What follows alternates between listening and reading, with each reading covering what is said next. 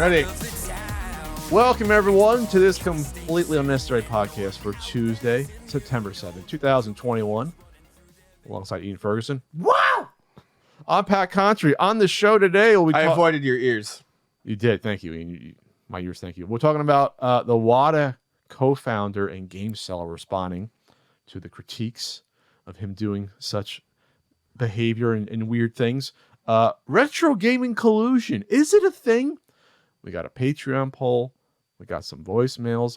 First, I wanted to just bring light to the fact that Hurricane Ida has done a lot of damage and displaced a lot of people in Louisiana. I guess some of Texas as well. I personally know someone whose house was destroyed by this, and it was a really damaging hurricane, also moving up all throughout the Mid-Atlantic, up into Pennsylvania, and into New York and New Jersey. There was a tornado that wiped out houses in New Jersey, which I never heard of in my lifetime, something like that happening. It looked like something out of like the Midwest in Tornado Alley. These people's lives obviously been uprooted, and it's going to take a while for stuff to come back to normal and insurance, what have you, rebuilding. You can go to americares.org if you want to donate to help out. And Math Cares right now is matching all donations up to $500,000. So there you go. You basically double your money on your donation to AmeriCares. And they've done great work before. We've raised money for AmeriCares before. They're a great sure have. They're a great organization. Yeah. So if you can help, please do. What did you do this weekend, Ian? Oh, I actually had a good weekend. I know people love this question. They hate this question because I never have any answers. I got criticized for saying, Pat, you don't really care about what Ian did. And it's like, that's not the point. It's what you want to hear. If I care about it or not, it doesn't matter. It's irrelevant to the podcast. You probably don't. I probably don't. I cleaned and bagged close to 50 pounds of Hatch Green chilies. 50 pounds of chilies. Yeah. It's probably how it started. Once you roast them and get a lot of the moisture out and then, bag them down, I probably ended up with like 15 pounds of chilies. Wow. Personally. Did you my try friend any? ended up with another 15 pounds. Yeah, they're good. They're good. Are they great? They're great. So very succulent. Delicious, very deep, rich, roasty flavor. Yeah. The hot ones are pretty spicy.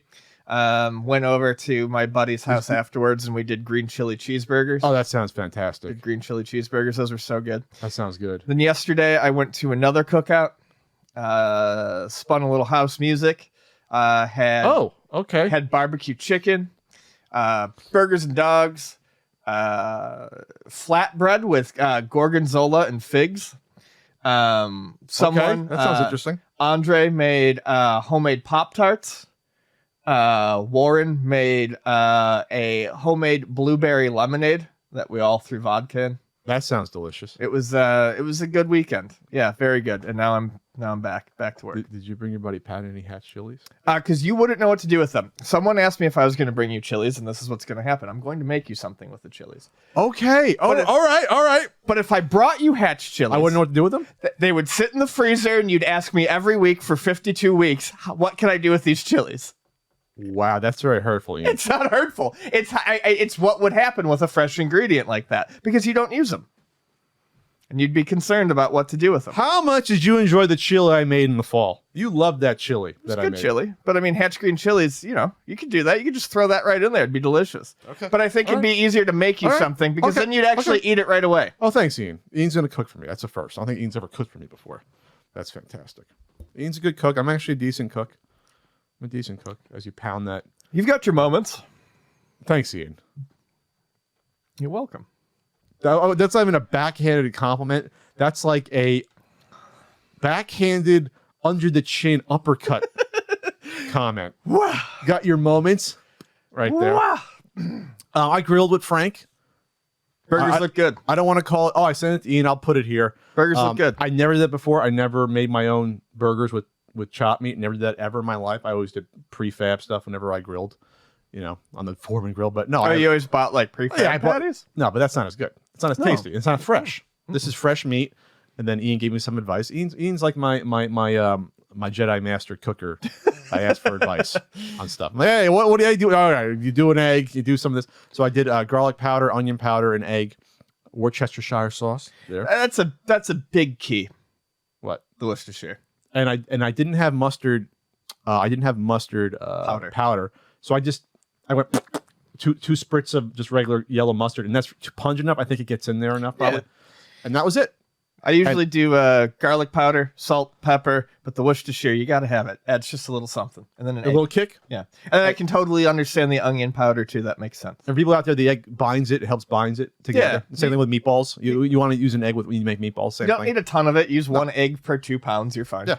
And then I made 6 burgers. I made 2 half pounds and 4 quarter pounds for me and Frank. And that was way too much. I can't eat how I used to eat.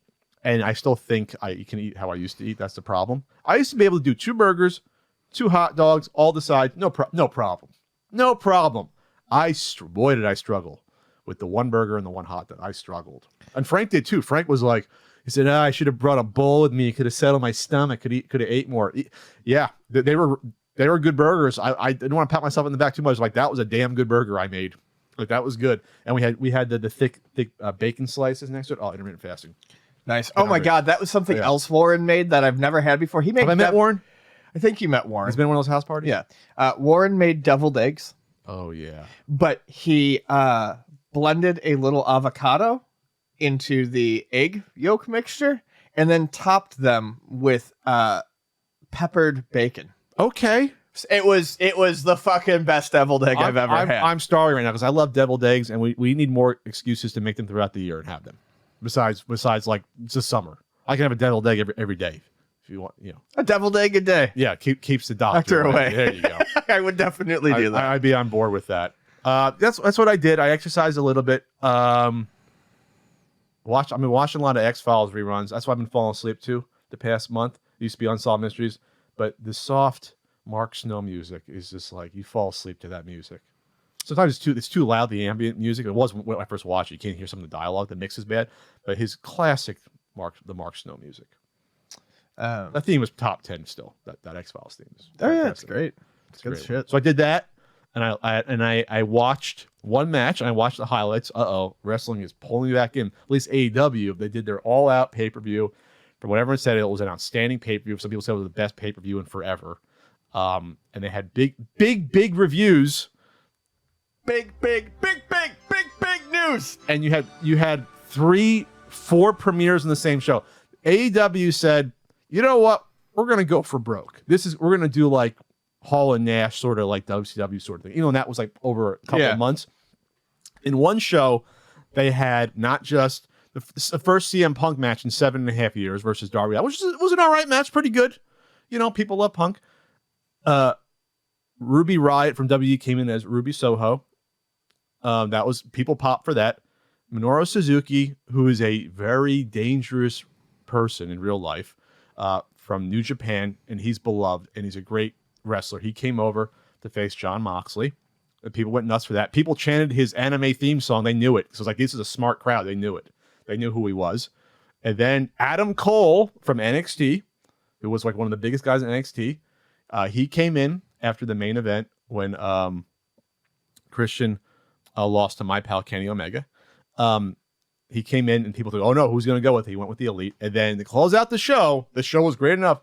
Bryan Danielson, ex-Daniel Bryan, came in and the crowd went nuts. So like this was Daniel Bryanson. He's an ex-Daniel Bryan.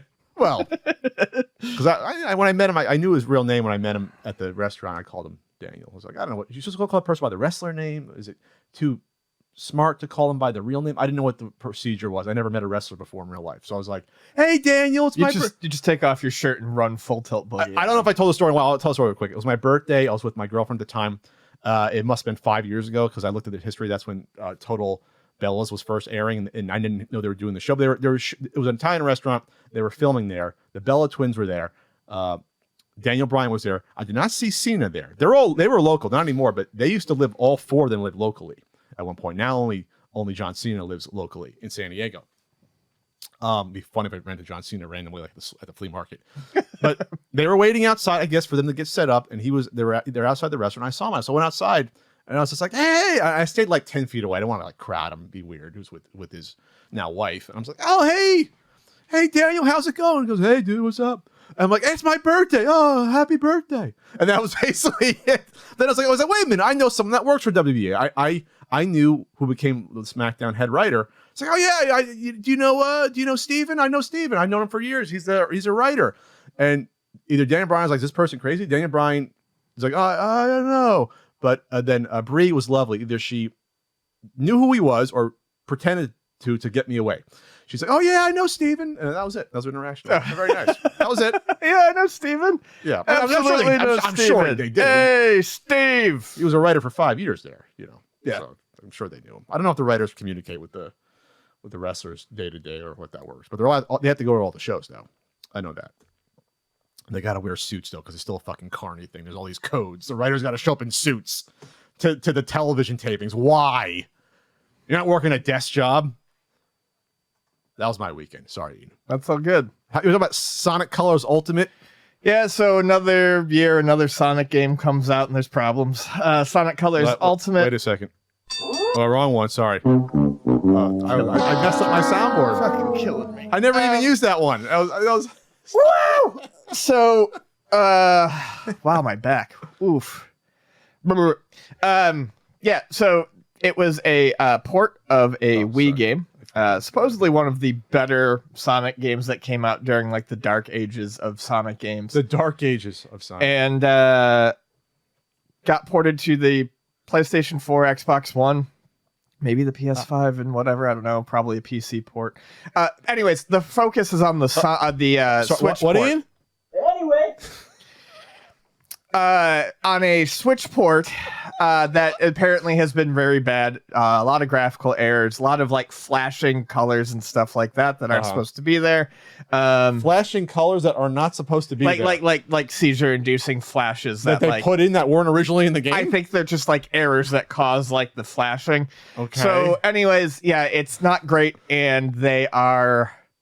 Nintendo, they're offering refunds through the online Nintendo store. It's Nintendo offering the refunds. They know that this is such a big screw up that they're doing it themselves. That, I believe, is what the article says. They're like, here. Sega, yes. You screwed up. We're trying to be nice to you, Sega, but you're screwing this up for us here. Yeah. In Nintendo land. So, yeah, it says Nintendo is apparently offering refunds for Sonic Colors Ultimate. You know what the relationship between Nintendo and Sega, I'm trying to have an allegory for what the relationship between Nintendo and Sega is at this point. You know, it's almost like it's your ex-rival that now it's like it's too pathetic to even like, oh yeah, we'll be nice to you and help you out, but this is why you're not a rival anymore. Stuff like this. That's the way I look at it. It's annoying. So, yeah, someone says that they went to try to get a refund for it, and Nintendo gave them a refund, no problem. Wow. Nintendo's probably aware of the issues. We'll see if this gets patched up and fixed. From what I understand, the PlayStation 4 and Xbox Microsoft versions aren't supposed to be nearly as bad. But yeah, that's the word on the street. That's the Ian's backhanded under uppercut. Not as nearly as bad. Pat has his moments. You know, everyone's got their moments.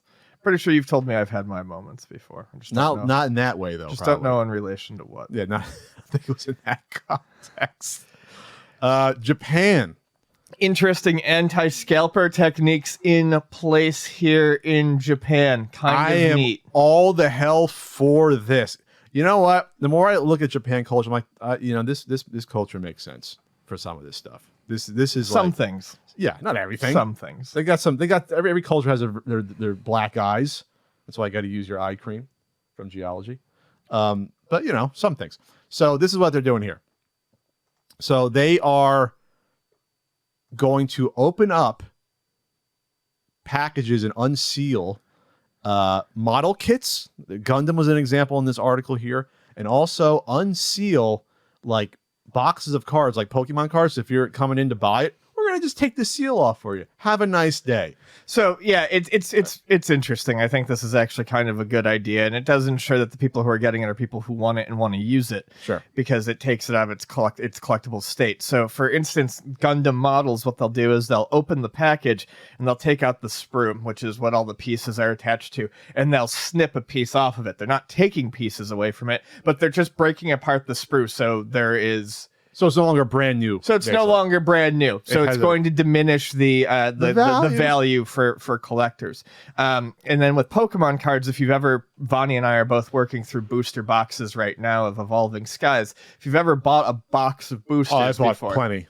like You know, 36. You know, a big Pokemon. Anything. Yeah. If you ever bought a box, it comes in a special shrink wrap that has Pokeballs on it, and it covers it, and it's supposed to, Anti-counterfeiting, it's anti-counterfeiting, but anti-tampering too, Sure. so that people can't like take the cards out, weigh them, and then start switching the cards around. You get what's supposed to be in there. Oh, waiting for the heavier like folio. Supposedly, people say that there's a difference between the pack weight for like some of the heavier ones. So So people get crazy about They it. open boxes and take out all the packs with the chase cards. And People do like crazy stuff like that. So what they're doing here is they're taking the seal off because almost no one is going to. Pokemon in particular has been, obviously we've talked about it. It's been nuts. Target stopped selling them here. Yeah, during the pandemic, it's just been crazy. They're super popular. But if you take this, so like a booster box untouched of a set that people are looking for could be worth a ton. As soon as you take that seal off of it, there's no guarantee that they haven't tampered with it. So reselling it is going to be a nightmare. So I actually like this. I think this is pretty interesting. No, it's great. I think it's a neat idea and an interesting way to combat scalping. Combat. No, this is fantastic. And I don't know if scalping's a big deal in Japan. I'm guessing it is in some extent if they do this. But it's almost like they really think about the whole experience there. It's like we're looking out for everyone. Here, it's almost like an afterthought for companies to try to do stuff like this, if that makes sense. There, it's like, this is forward thinking. This is progressive. I like this approach. And what's neat about it is it's not ruining it for anyone who wants to use it. No. It's not like they're ripping the box or marking it to make it less desirable. If you are buying a Gundam model kit to build it, you're going to be cutting the sprues. Yeah. If you're buying Pokemon cards to open them, you're taking the shrink wrap off. It's literally not doing any damage to the item as intended for a person using it. It's not affecting anyone but potential Fucking scalpers. brilliant. Yeah, genius stuff. There you go. And they got that. They got some good stuff going on there too in terms of they got some good video games in Japan that come out. They sure do. They sure do. You got nothing. You got nothing. The way that last topic ended, you've got nothing. Okay, I don't know what you're talking about. China's going to ban online gaming though, apparently. Oh, well, it says that Ultimate Nintendo is next, and I was like, you've got no transition. I don't know what you're talking about. We're talking about China banning online gaming. What are you talking about? So China is implementing bans on online video gaming during the week. This comes out of CNN Business from Beijing, Hong Kong as well.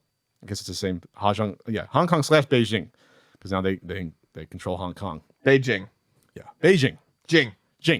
During the Olympics, it was totally proven that the Jing thing is just something white people do to make it sound more foreign. It's Beijing.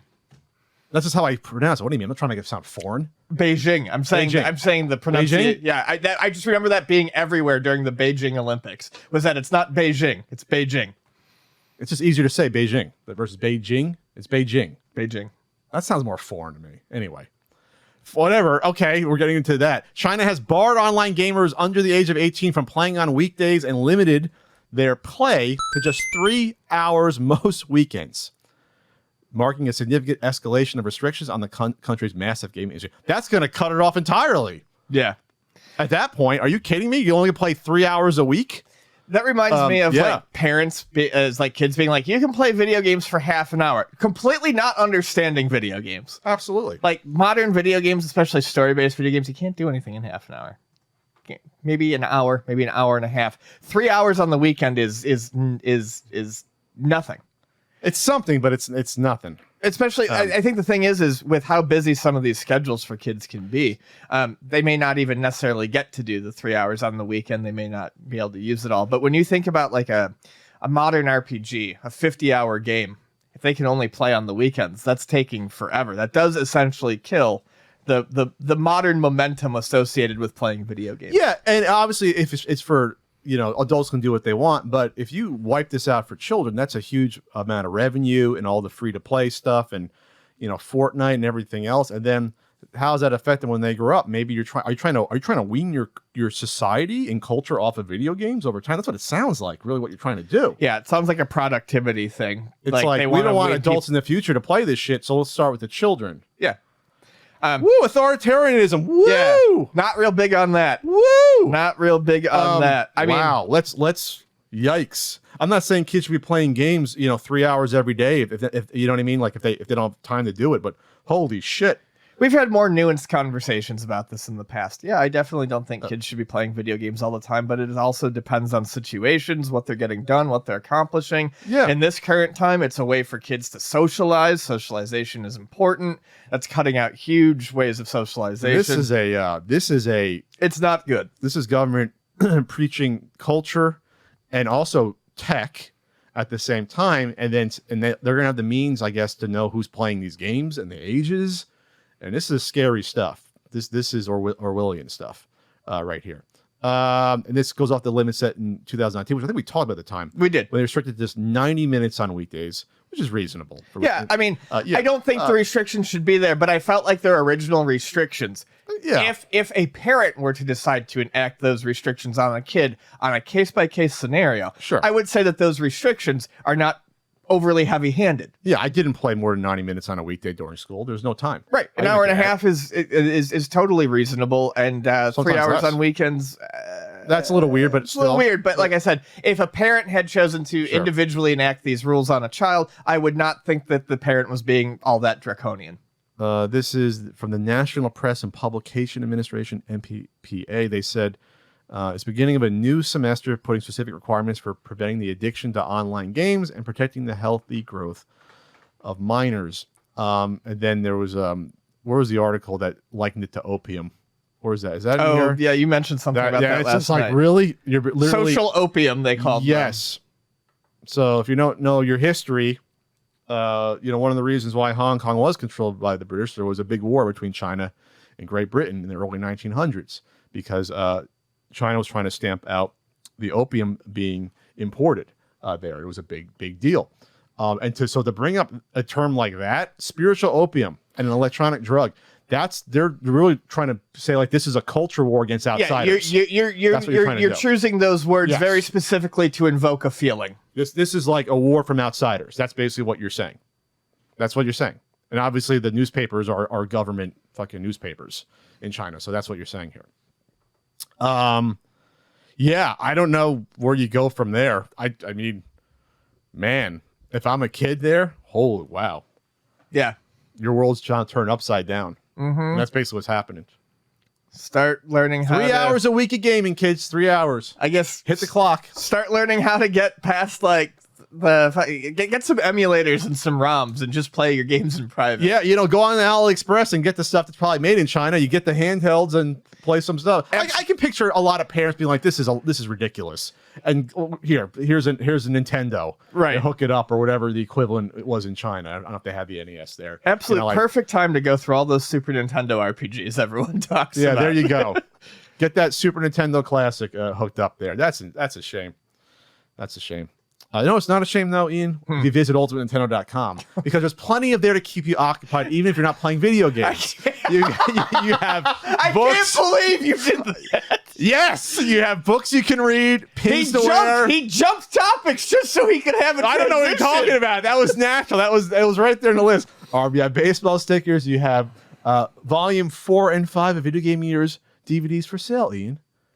Your face is red now. Seems like you need some geology to help with that, right? That's another thing I did over the weekend. Though. I got a sunburn. Yesterday. I'm a little red. You weren't wearing your geology day cream with the SPF. I was, but apparently it was not strong enough. Yeah, Ian, come on. I sweated. through it. You're whiter than white. I'm a sweater. You have to go SPF. I'm spicy white. I got a little bit of protection at least. You're plain white. I know. Chris always tells me he's got the white person sunscreen for me. There you go. Like 50. What's that? It's 50, and I didn't use it. I mean, I use minimum 30 myself because I'm horrified of getting sunburnt. Like I've had a couple bad experiences as a kid. That's not happening again. So I use 30. So anyway, so that's ultimatenintendo.com. I'm also on Twitch every Wednesday, watching 80s and now 90s commercials. I sprinkle in the 90s there.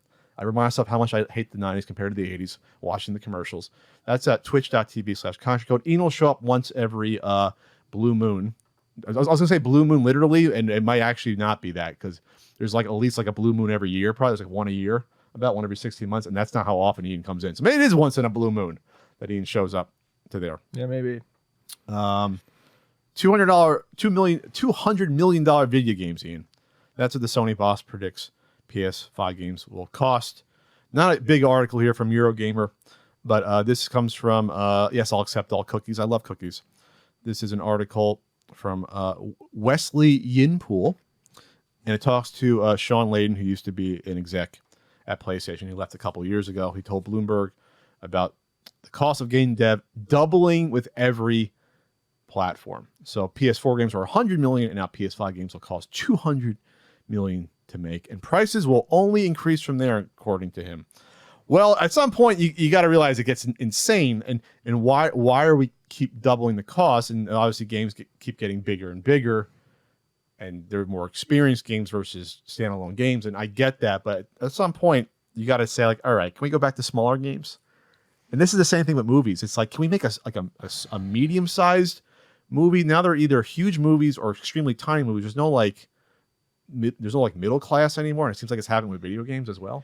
I've never been this unexcited about a generation of gaming, and I actually hate to say that. Like, that brings me no joy. I love video games. I play modern video games. We don't talk about them much on here, but there is nothing about this current generation that I feel like everyone feels like they should be excited, but what are we actually excited about? Stuff isn't out yet. No one can get the systems. Maybe in 2-3 years, there's going to be an interesting pipeline, but I'm not even seeing anything that looks like it's coming out within the next year that I feel like I need to run and get. And with the prices of games going up, we're going to see less and less games hit the shelf, at least less and less games of a AAA variety, which means we're probably going to get less variety in games. And I'm kind of, I wish I wasn't. I wish I was excited. I wish someone could explain to me why I should be, but this is where we're going to get, because as the prices go up, you're only going to get sure things. Yeah, that's why people are complaining about it. We go to the movies now, they're 90% genre movies. There's no smaller dramas anymore or period pieces. It's all big Fast and Furious movies. It's all MCU movies. It's all what about the other people? What's the stuff they that's gone. What was it, Fox, Searchlight, the independent, smaller stuff wiped out. They don't do those smaller stuff anymore. Still, it still requires a budget, but they're not $200 million budgets. It's $20 million budget. For games that can't exist. Is there got to be super tiny or super huge? There's nothing in between anymore. I guess I can't say I'm not excited about modern games, because I'm excited about a lot of smaller stuff. But as far, I feel like AAA games have left me far behind, and I don't know what it would take to get me back into them. I have no idea. We go AA? I have no idea what the last AAA game I played was. Trying to think about it, I really have no idea. It would have been something on the PS4, I guess. Maybe it depends if you consider. But even the most recent Nintendo title I played that was a major release was just a re-release. It was Super Mario 3D World. So, yeah, I don't know. I wish I could get more into it, but that doesn't appeal to me anymore. All right. You want to talk about this Polymega review from Polygon? Double Poly? Did I skip something? I did. I'll talk about this. We can skip the other thing. Can I skip the other thing? Yeah, because it's not out. I mean, whatever. Polymega. So I guess Polygon got one. Who you better send one to Polymega. So this is an article from Christopher Grant. So it's 4 years after being unveiled as a Retroblox, 4.5 years. Being renamed just a few months later, shifting from FPGA technology to software emulation a year later, then opening for pre-orders a year after that. The all-in-one retro gaming console, Polymega, is finally shipping out on September 12th. That's the lead. That's the history of it right there, with lots of twists and turns there. So in short, the review says what we know about it. It's an not FPGA, emulation-based modular console. The base units are your CD games, Sega CD, Turbo CD, Neo Geo CD, PlayStation, and Saturn, which is what most people are excited about, because Saturn emulation has been not the best in the past, and it sounds like they did a little branch path of this emulator, especially for this for the Saturn. Custom BIOS file, so playing Saturn games is as simple as popping in your pristine copy of Panzer Dragoon Saga. Yeah, so we're going to see a lot of people get this month. And I think, unfortunately, with the Polymega, it comes back to what I said about this is years too late. And the ship has pretty much sailed on this. And you're going to have some people that might be excited to get this just to get, like I always said, I want a disk emulation system. Sure, I want my the disc version of a Retron 5. Absolutely, the market needs one. But then you hear it's $400 now. And then all of a sudden you see a lot of people's interest be like, at that point. Not $200, not even $300, $400. And so I feel bad for the people that are still at the company that put their heart and souls in this for 5 years. The front end looks pretty nice from what we've heard. The user experience is fairly seamless. I hope these things are built well. If you put down money for this and you get one, I hope it lives up to your expectations. I don't think at the end of the day, and we've said some pretty stern things about the Polymega. My bigger concern was that people got their systems. My second concern is the price. It's a neat item, but like Pat says, Who's Pat? It's shot past its window of, I think, truly wowing people, especially at $400, not including any of the other cartridge and not being FPGA add-ons and not being FPGA. It's going to make some people happy. And if you got one, like I said, I hope that's you. Had it come out earlier at $100 less, even $100 less, if those modules, and I'm not saying that they should be cheaper just to be cheaper. I mean, business is what it is. Had those modules been closer to 50 instead of 80, supposed to be originally 60, I think. Yeah. We'd be talking about this differently, but it's just, it's not that it was a horrible idea, but technology passed it by. The need for it has passed by. If this came out 5 years ago, this would have been the biggest thing. Yep. If this came out even 3 years ago, 2018, it would have been a fairly big deal. Then each year, more items come out, more FPH consoles, more Terra Onion products, and now I'm leaving stuff out, but you have all these other things out that people are satisfied. They're good. I'm good. I got this. I got my Terra Onion for my Sega Saturn. I'm good. Or I feel like if you have the physical media, you're probably going to want to go FPGA. And if you don't have the physical media, well, this isn't going to do it for you anyways because you need it. But at that point, the Mister exists. Yeah. In the same, if not actually cheaper price. It's in a void. Yeah. The item's down in a void, especially at that cost. Because now at that cost, I can get the Analog Duo when it comes out, and I can get the Analog Pocket, So it's like I can get that and be good and some money left over for stuff. So like that's the thing. It's like anyway, that's fun. Yeah. I returned to the flea market, Ian. I hadn't been there in 5-6 months. Frank said I'd put it off for the last few weeks because my heel was bothering me and my heel's feeling better. And I was like, all right, I'm gonna go. I got up 7:20. I got there before 8. I don't get 6:30 anymore. Oh shit. Sorry. You okay, Ian? Yeah, something just went. Let me get my Cairo gun. No, I'm work good. on you here doing the podcast. Mario can work on there with his big hands. Mario can those keep big mitts. Mario can keep his big fucking paws to himself. So I went. Pest. What? Sex pest. Wow, that's some allegations against Mario right there. He just likes to hug. That's what the arms are for. So I went to the swap meet. It was like vintage clothing and sneaker day, so there was extra sellers there. So a lot of younger people than I would have not normally seen, and vendors. But it was full. Obviously, there was like 2 rows with them, but like it was a full seller swap meet. I didn't see that in years. Going back to that back row there, and so I got there like before 8. Which is, that wasn't always too late. At some point in time, that wasn't too late. And you can still find stuff, people are putting stuff out later. But man, it was, slim pickings. My God. You cannot find not just any deals. There's just no variety of stuff, at least that we're interested at here. Like we're talking about toys and video game stuff. It was disappointing. I spent $20, so unofficial swap meet. I did see an NES. No, a corroded on the back. Like if you got a Q-tip in there, it was almost like it was exposed to too much salty air. But an NES, it was still here. I was surprised. This is the one thing I found was a deal. An NES, one controller, $15. That's not bad. With no hookups, that's not bad. No, that's pretty good. If it works, there was no games with it though. So I don't need that. From years ago, I would have bought that. I don't need that. Yeah, definitely not.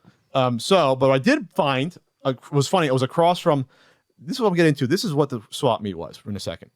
Across from, the people that have the storage units or buy old stock of all the CDs and DVDs and movies, and there's some games thrown in, and we're talking to people, person has thousands of stuff laid out.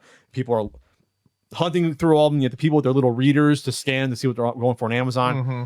Those people were out in force more than I've ever seen before doing that Really? stuff. Yes. Really? Lots of those people. There was like 2 or 3 vendors that had a bunch of stuff. But across from them, I saw a couple of 360 games, and Pat never looks for 360 games. And underneath one was DuckTales Remastered, your favorite game. So I got a DuckTales Remastered for only $5. That's a good deal because those are out of print, right? I hate it. You thought it was all right. No, I did not think it was all right. It was not all right. Kids are not all right, Ian. So I got that. And then what else? There was another vendor, Wario. Wow, I feel bad for Wario. He is not. Oh, he's seen better days. Is Wario falling on hard times? Because his stock relies upon the other vendors that he picks through at 6 in the morning. Right. They're not coming anymore with their cheap prices, right? They're basically there's less and less people using it as a yard sale. If less people use it as a yard sale, he can't get his supply. I can't get my stuff, but then he can't get his supply to upcharge it. So, I mean, we're talking like shrinkage in terms of games there. But there's a younger seller that has a bunch of other games that are much more variety, but they were the eBay prices. This guy's probably about 35, 40. And I think I did a tweet thread. I don't know if you saw it on Sunday. No. Flea market, because Ian he mutes me. I did a whole tweet thread of stuff I found there. I was cleaning peps on Sunday. And then I came across this guy had a lot of games. He had counterfeit Game Boy Color games and Game Boy Advance games. Like there was a counterfeit Shantae right there, sealed. I was like, this is all counterfeit stuff. Without even like looking at how see how bad the blurriness is, I'm like, and this is a seller that I pointed out before. He had counterfeit games and seemed to care. Doesn't care anymore. I guess a year later doesn't care. So that was disappointing. There was a bowl of a mix of loose Sega Master System games. Some hard to find, and a punch bowl. Yes, well, it was a woven bowl, and Jaguar games. So you like Kasumi Ninja next to like Zillion next to the Uncommon King's Quest Master System game, but they all didn't have boxes, and they all were eBay prices. It's like no one's gonna buy these games. No one's gonna say, I'm a Sega Master System collector. I'm gonna go to the swap meet to find the games that are the same price. I get them online. It's like no one's doing that. Yeah, there's this little robot chihuahua in a box. Oh, yeah, see, and so I got that. I got it. There was a vendor with toys from like a storage unit that 90s toys up the wazoo. I'm talking like all the X-Men toys, Ian, X-Force, like the Fantastic Four figures from the mid 90s and all those shows, the anime shows were on. A couple of Dick Tracy figures there, not any ones that are worth any money. No G.I. Joes. I did get a Bendham Roger Rabbit figure that was still on the card for please $5 only. I can't do the please. It was $7 or $7 or 4 for 20. I couldn't find more than one. Listen, can I get the one? Okay, $5. But like people were picking through that, and probably toy resellers were picking through that because I guess those Spawn figures sell somewhere, and those Next Generation figures, I mean, they're worthless. But someone bought a bunch of those things. Spawn and remember the Spawn figures, how hot they were in the 90s? Nah, I don't really. You don't remember how hot those were? They were the people go to Toys R Us and get them early in the morning. Anyway, so it was interesting to see vendors like that. There were card vendors in terms of sports cards there, sports cards. I was talking to one, and he was that's like a big thing now. I know it's a big thing, but it's like I don't see how people don't see parallels to the card bubble of the 90s. I just don't see it. It's like, dude, this just happened 20 years ago. You know, like 25 years. Like what? And he was telling me that there's this company now, I don't know if it's called Premier, that the card packs cost so much money. It's artificial scarcity. It's like, yeah, a box of cards is like $1,000 or something or more. I'm like, for new cards. He's like, yes. He's like, it's like, I don't know if he told me the price, but I'm doing the math in my head. $40-50 a pack of cards. Like something I've heard like of that. I've heard of that shit. Yeah. Like what? Like this? These are like high price scratch offs now at this point. Yeah. Because it's no longer a buck for a pack of cards or $2. Because it's all about getting the hit, and then if it's a hit you want, you keep it, and if it's a hit you don't want, you trade it away or you sell it and you make money back. So yes, there is. It's kind of similar to how like I don't know if it's how it's done now, but how pachinko at least was done at one point in time, where you don't win actual money. you win like you credits to you trade win in. credits that you can buy things with, and then you can sell the like a prize counter at like a an arcade, and then but the idea is that you always resell those things. But how does the economy work on that for the cards if the packs are that expensive? At some point, it's like playing the slots. There's going to be some winners, but most people lose long term. It just has to be like that, right? So like, how does the math work out for that? Because at that point, you're not collecting a full card set if it's costing you $50 a pack. You're going for the chase cards. You're not going for like the 600 Major League Baseball player. You know what I mean? You're not doing that. The other cards are in there as because you they throw have them to out. be. Yeah. Yeah. Because otherwise, you can't just say, "Well, this is basically gambling." Like it's straight up. Obviously, before, yes, you always look for chase cards. There weren't chase cards for the '90s. What am I talking about? In the '80s, there weren't chase cards. There weren't. There were just cards, and you went for the rookies. You got. Yeah. That's what you there did. were some special ones, but not until the '90s. Not until the '90s. Yeah. Like mid '90s when they got bigger. Yeah. Usually, you wanted the rookies and stuff like that. One of the rookies. They did like the little half sets of like the trade and rookies, but those still weren't chase cards though. You bought the whole set of those. Right. So yeah, bizarre,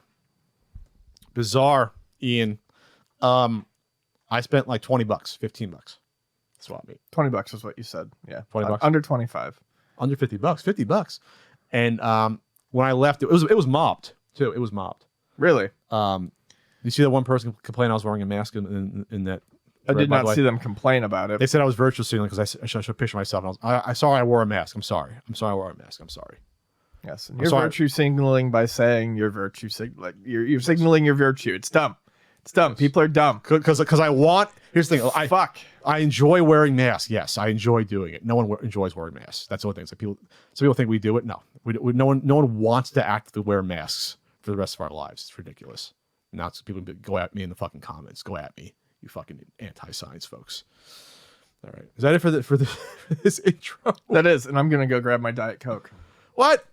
Yep, that's it for this intro. That's it for the podcast. We're done. We'll see you later. Peace.